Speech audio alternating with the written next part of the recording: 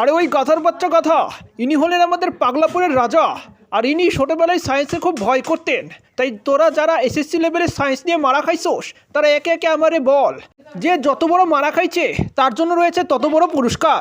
আরে রাজামশাই, আপনি একবারে ঠিক জায়গাতে এসেছেন। ছোটবেলায় না বুঝে এসএসসি লেভেলে সায়েন্স নিয়েছিলাম, শালা এমন মারা খাইছি আমি। তিনবার পরীক্ষা দিয়েছি, একবার আবার পাশ জোটেনি। রাগে খুবই পড়াশোনায় বাদ দিয়া দিছি। আরে ওয়াহ, কি দারুণ ঘটনা! এর চাইতে জঘন্য ইতিহাস আর হতেই পারে না।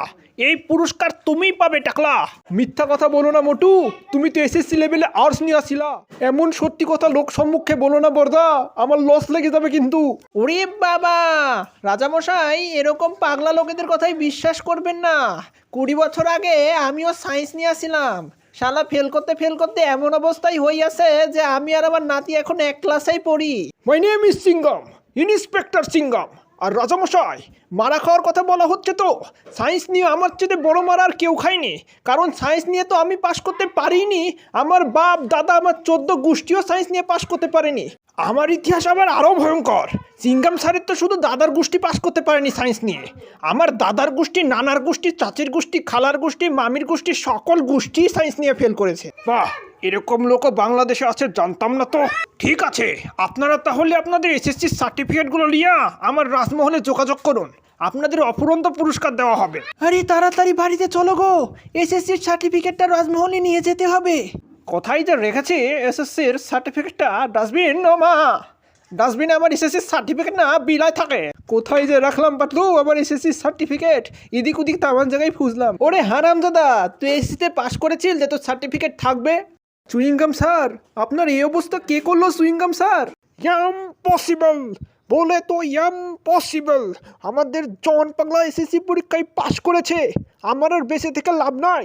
তোরা এই টায়ারে আগুন ধরে দে। পড়তে পড়তে মাথার চুল পড়ে গেল, পাশ করতে পারলাম না। আর এই জন রাত জেগে চুরি করে পাশ করে গেল।